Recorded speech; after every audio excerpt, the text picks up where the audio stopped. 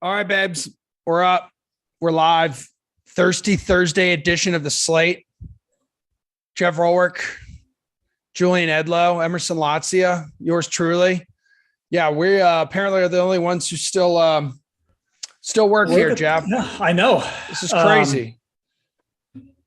When the going gets tough, the true grinders, shine through, right? So that's us. That's what we do. We put this company on our back like Where's JanSport. Buchanan? Like at Fenway, I know Jesse and Reed are having. But that's not an excuse. No, like totally. Steve having children. Dogs, you show up to work, right, Emerson? Absolutely, two young girls. Steve's in baseball season. He should be doing. Does he do shows? He does shows at night, I think. Apparently, Steve can't handle more than one sport. Like when it's baseball season, it's like I'm too busy to talk about football stuff. Yeah, he's also as AC has pointed out in our Slack channel, Steve is also Jesse's night nanny. So he's really busy at night, but that's great because he stays up late anyway to watch the West Coast games.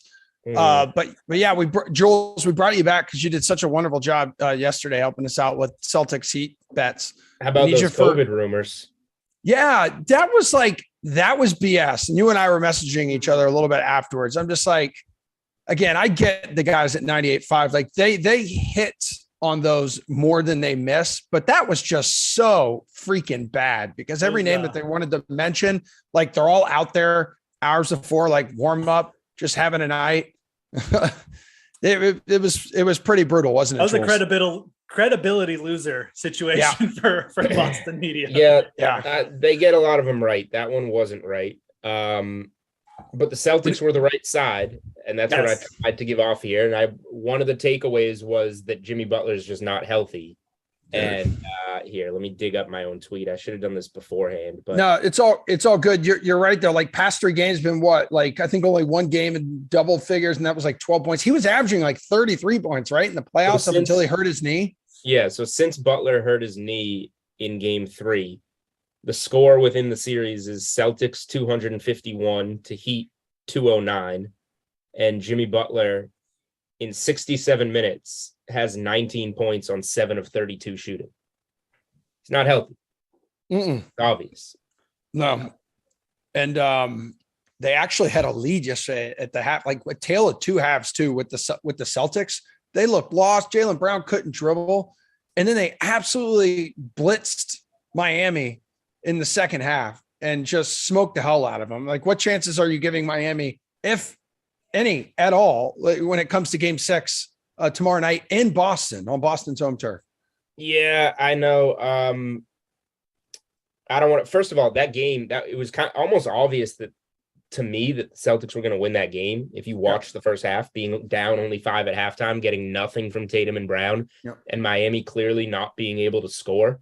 So much so that the broadcast booth doesn't often pick games, but coming out of halftime to start the third quarter, Van Gundy said, if the Celtics don't turn the ball over, it's pretty clear to me that they're going to win this game, which he doesn't have to say that. But he did. And that's how I feel about Game 6. The number is insane. It's big, dude. The money line, the highest money line in the series has been maybe 270 on the Celtics, 435. They've touched a 9-point favorite.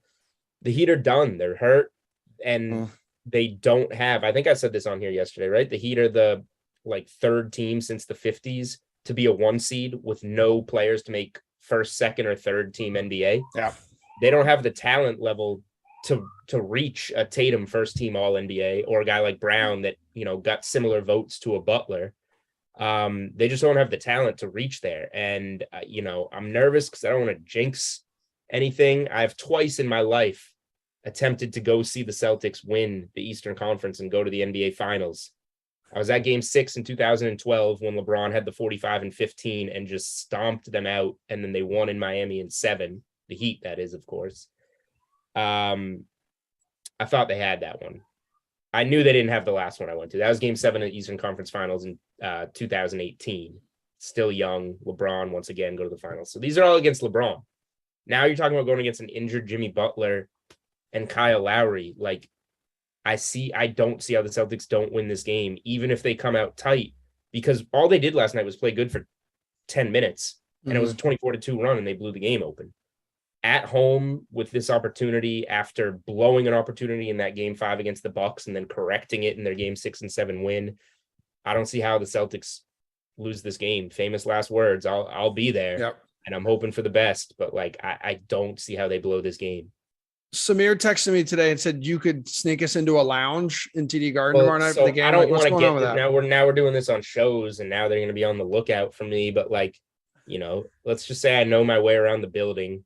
Okay. And if you would like to, you know, This is great. if you would like to enhance your experience, Yeah, I love buy enhanced some experiences. seats and come in with me.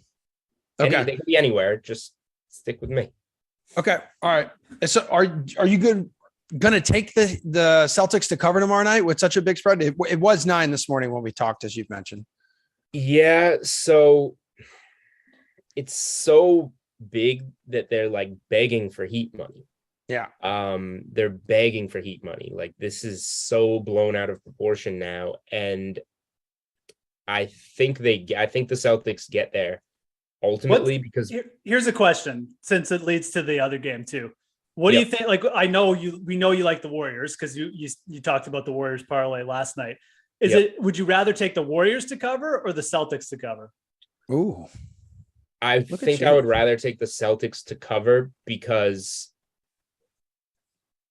it's clear that the Celtics are the better team and Miami is so beat up that like when the Celtics do go on that third or fourth quarter run, I don't think it's coming back the other way. Like, I don't think we're going to see that resistance of like, oh, we got to get this to a game 7 when the Celtics go on a run. And I'm pretty confident that they will go on that run at some point. So I think just given where we're at in this series, that the Celtics have proven themselves to be better. They have 2 talents that Miami can't like just get on the same level with.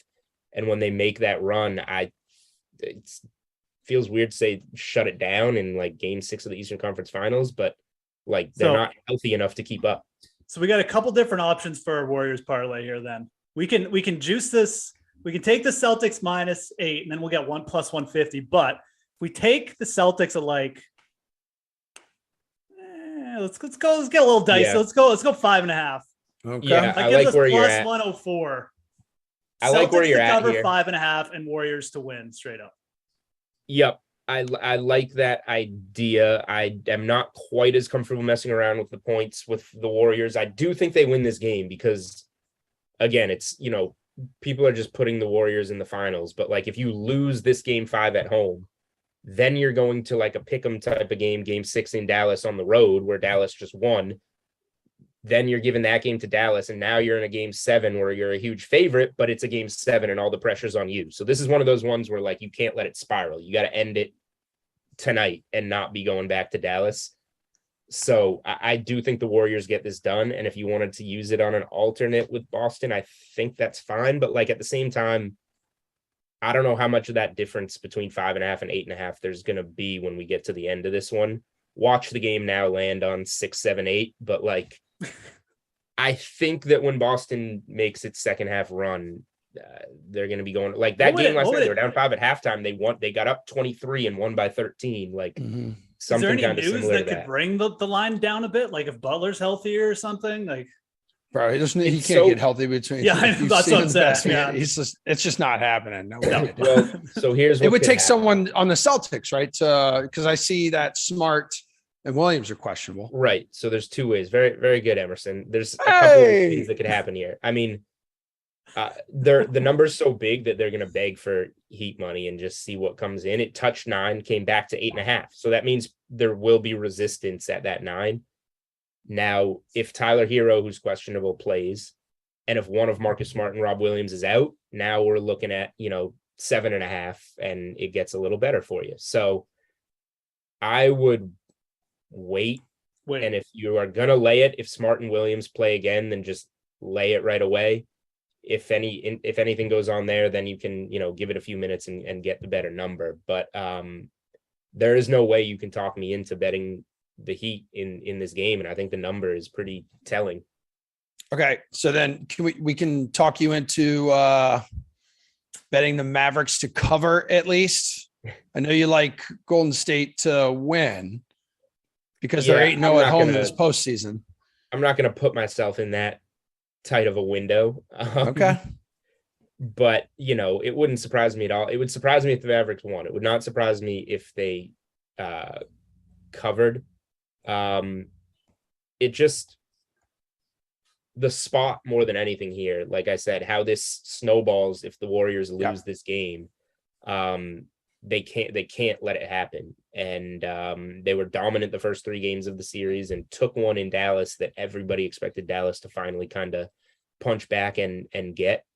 And again, I compared it yesterday. The Warriors coming off of that just mopping in Memphis when they had the chance to close on the road. They came back home and got it done. And I see this as a really similar spot. Yeah, 2-0 in closeout opportunities at home this postseason. Yep, it's almost like some of those games like Memphis on the road where they can't close out. They're just like, forget it. And I've heard like you and other analysts mention it too throughout the postseason. It's like, oh, like they may take their foot off the gas a little bit, just get home and then stomp on them. That's the way I see it. And it's like, it's all chalky, but like we're at the point of the NBA season where it's chalky. Like it's the best teams in the biggest situation, got to have it situations. And there's a big talent gap that favors the Warriors, and there's a big talent gap that favors the Celtics.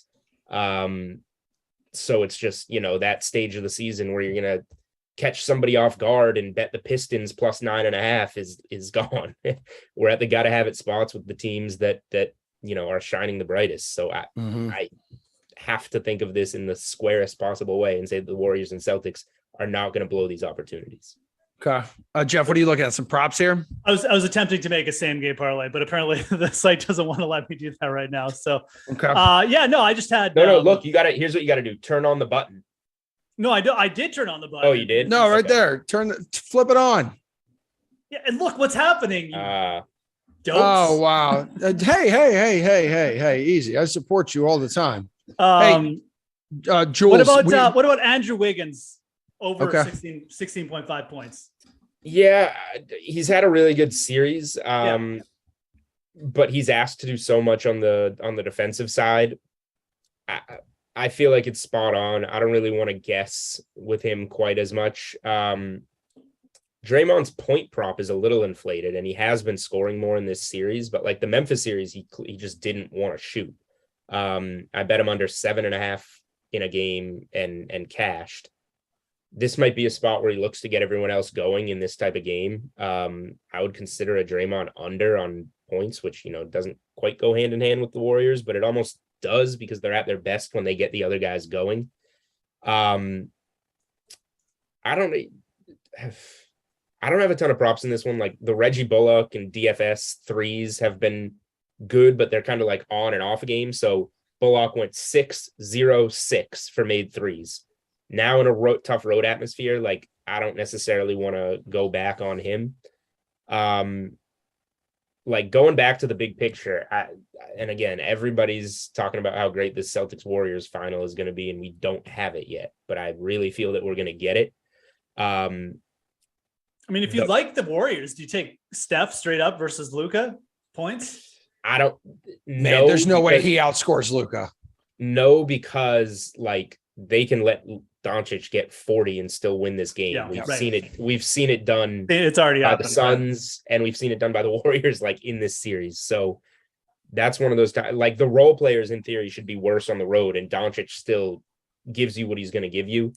Yeah. So I think it's kind of a limit the other guys type of mentality. The pricing difference between the Celtics to win it all and Tatum to win MVP is still a little too much for me. I think the Celtics are plus 125. And yeah, Celtics are plus 125 and Tatum is plus 180 for finals MVP. You don't want to go 100% in on Tatum, but I would definitely split that bet up if you like the Celtics and do some Tatum MVP. Brown is anyone else other than Steph you look to for MVP on the Warriors? So this is where people point to the fact that Steph's won 3 rings and has no finals MVPs.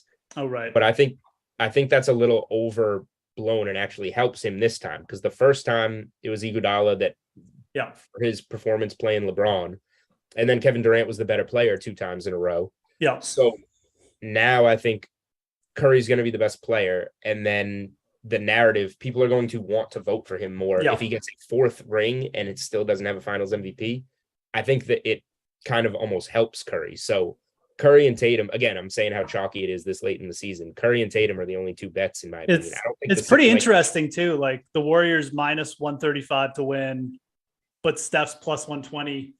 Yeah. Like Steph plus 120 to win MVP, probably a better bet, isn't it? Probably, but again, I would split it up so you're still more exposed to the team winning it just to be safe. Yeah, for sure. Yeah, absolutely. But like, unless you're a lunatic like me who just puts all his eggs in one basket. Sure. I don't see how like people are gonna say Jaylen Brown at plus 950 is a good value. I just don't see how the Celtics can win if Jaylen Brown is actually better than Jason Tatum. If Jaylen Brown is playing better than Jason Tatum, the Celtics probably aren't going to win. That's the problem. Maybe leading the team in turnovers. I bet it at that number. Yes. I forgot how to dribble, dude. Yeah, it's brutal. He has his moments. He made up for it. He had a lot of them. Yeah, he certainly made up for it. But you know what? It is what it is. To be honest, I'm pretty surprised. Is Eastern Conference Finals MVP still up? I don't think so. Is that that's new Larry Bird trophy, right? They named it after him. It is. Oh, it is. Hold on. Conference Finals props. Okay. Never mind. That's a little too. Okay, that's price right. Tatum's minus 215. So hit Conference Finals markets. Above. Oh, there yes. It is. Left. There it is. No, you just were on it. No, markets. Oh, no, there shush, you go. I'll get there. This is what I'm talking about. No, he was on it. He was on it. No, you were on it, dude. You were on it. There it is. Now there it scroll is. Down. Scroll now down. Scroll down. Scroll down. There you go. So the Celtics are what? Shut up, Emerson. The Celtics are minus 1,200 to win the series. Yeah. Tatum's going to get the Eastern Conference Finals MVP. Brown had 40 in a loss, which keeps him closer. But like Tatum last night was so much more crucial than Brown. I know Brown hit some big shots, but Tatum's decision-making, like, I think that's a good way to get a discount on this series that I feel like that's half the price of Celtics money line right there. So I think that's a really interesting way to go about it. Like it's going to take another 40 from Jaylen Brown on Friday night to flip that. Any value there with Horford plus 6,000, man? He goes off tomorrow night. No, he can't. I'm not going to waste people's time. All right. You can waste my time. Big Al. No Big Al. Yeah, it's Tatum there. It has to be. And that's a good way to get this at a discount, I would say. All right, man. Anything else you want to add about tonight's game? Like best bet, anything like that?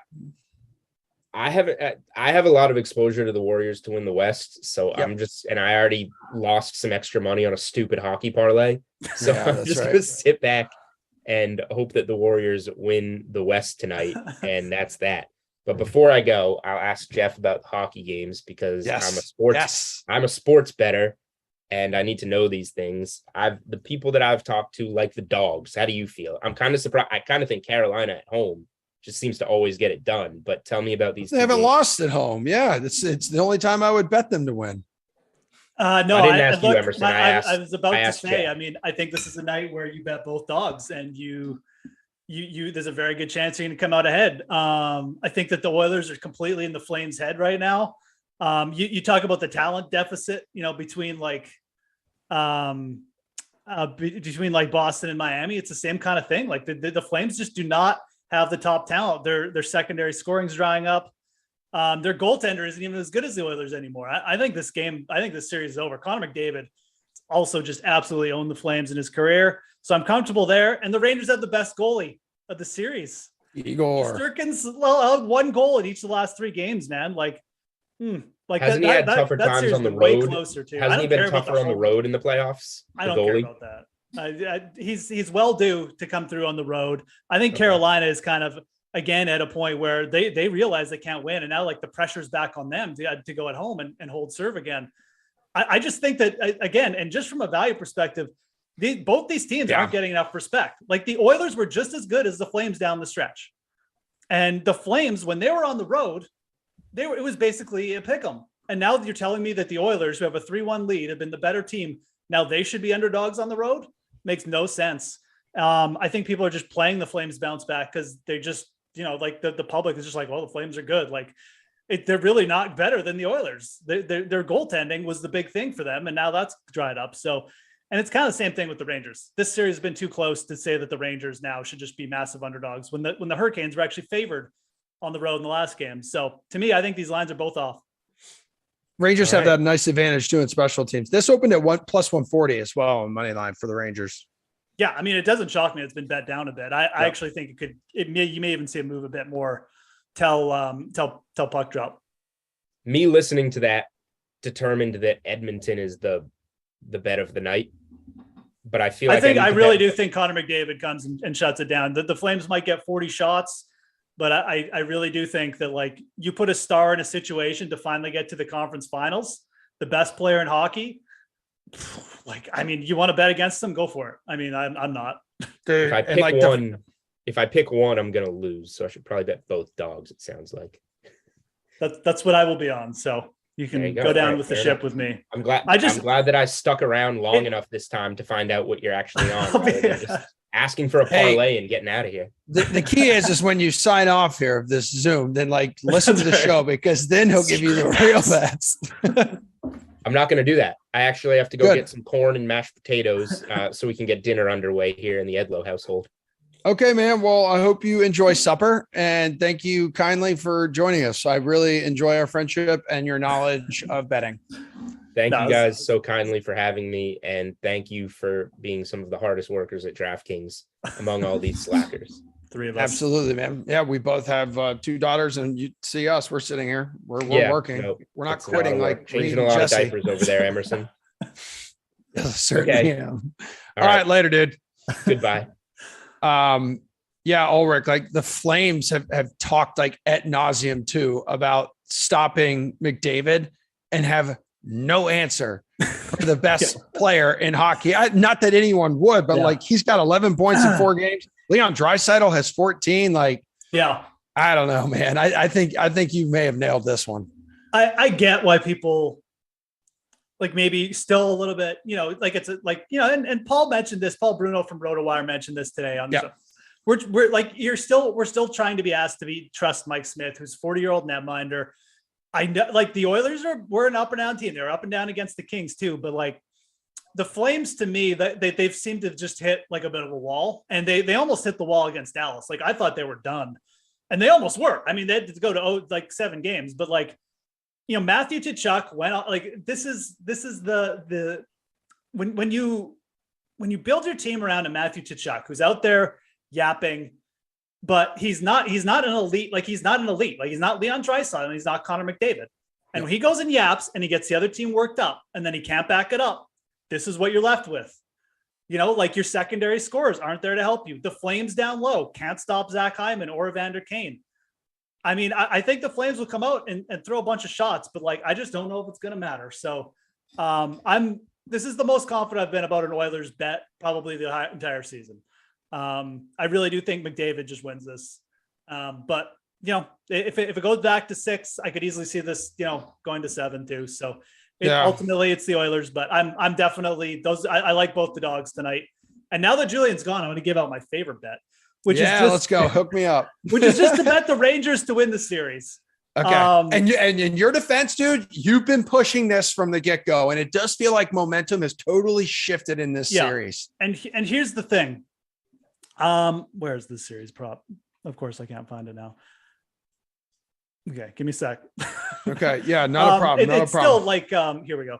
It's still like Rangers plus. It's Rangers plus 125, which is what it was yesterday. I mean, you mentioned there's value on the money line just for tonight. I mean, I would just keep betting the Rangers, but the thinking with taking the Rangers series is if you lose tonight, right now it's a best of 3, and you have Igor Shesterkin, and the other team has Antti Ranta.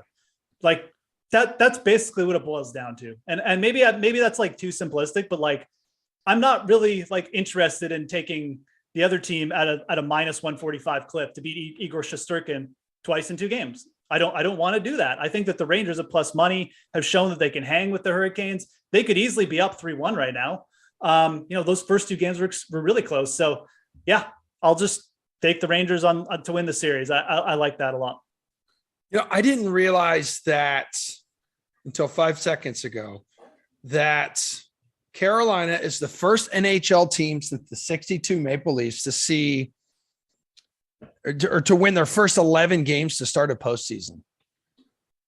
The first NHL team since 1962 to see the home team win the first 11. I don't even know. So they're 6-0. I don't even know what the hell I just read. I think all the numbers. A different year or something. Dude, I think it might have been. Dude, I don't know what I'm reading right now. The numbers in my head. I have an issue. I should have taken my medication today. First team to win, home team to win 6 in a row or something. Yeah, like something like that. Okay. So, would you? You're going to bet Edmonton to close this thing out, though? Yeah, absolutely. Like I said, I really like the setup for both underdogs tonight. I think that just betting both of them.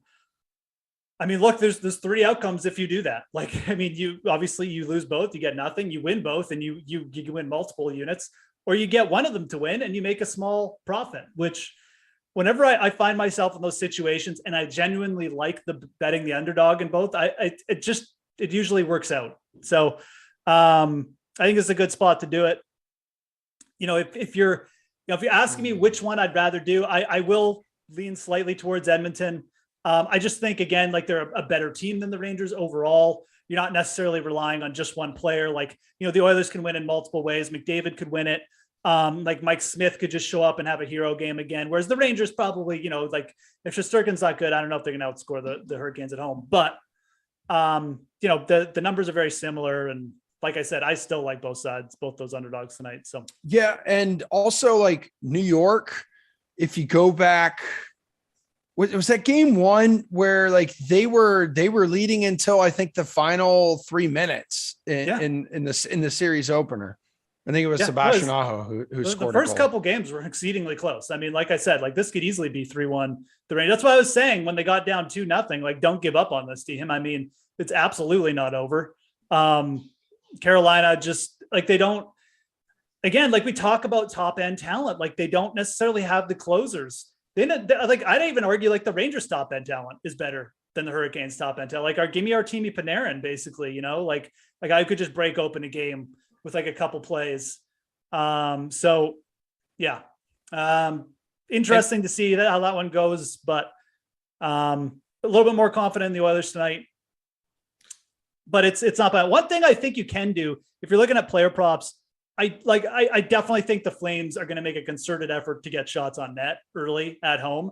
Like you look at some of their player props for shots on goals, maybe a guy like Tyler Toffoli, who like he can, rack them up really quick. Obviously that first line, Goudreau at 3.5, maybe stay away. It's kind of like not much juice, but Tkachuk at 2.5 is someone else you could look to. Maybe Blake Coleman or Mangiapane to just get a couple shots. But I think you'll see some of the Flames forwards come out and just be a little bit more aggressive with trying to get shots out, at least early in the game.